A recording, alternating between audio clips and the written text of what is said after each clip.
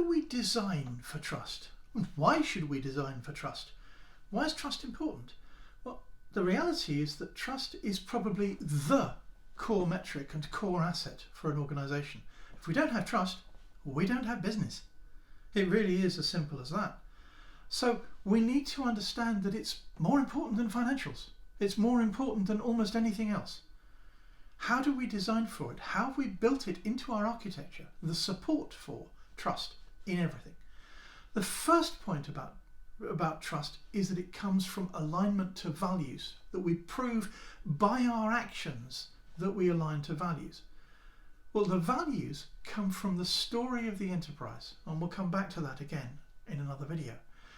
But the story tells us what the values are. We then have to test everything we do and make sure it pervades all the way through the enterprise. Some simple examples of values are ethics, are safety, that we are aligned to safety, that we align to sustainability, that we align to financial honesty, that we align to fairness, that there is balance across our structure. These are all values that come from the enterprise story. We then change those, address those values as actionable principles that have got tests associated with them. And we also have pervasive services. So health and safety is something that is everyone's responsibility. How do we act on that? What architecture do we need to support health and safety as everyone's responsibility? These are real architectural issues that we need to address. Another very common one we see these days, particularly in the digital space, is the idea of terms and conditions.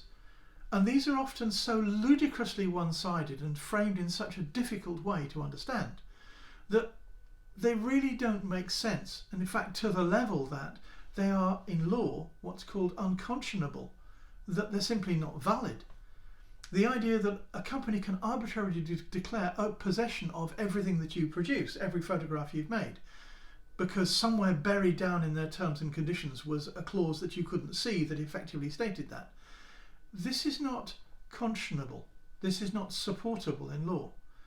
We need to consider these in our architecture as well. So a useful way of looking at that is to, instead of thinking of terms and conditions, think of it as trust and commitments. What do you commit to do to support the trust of your customers, your suppliers, the broader community in what you do? These are architectural issues. Where do you build the trust and support for trust in your architecture? Because without trust, you don't have a business.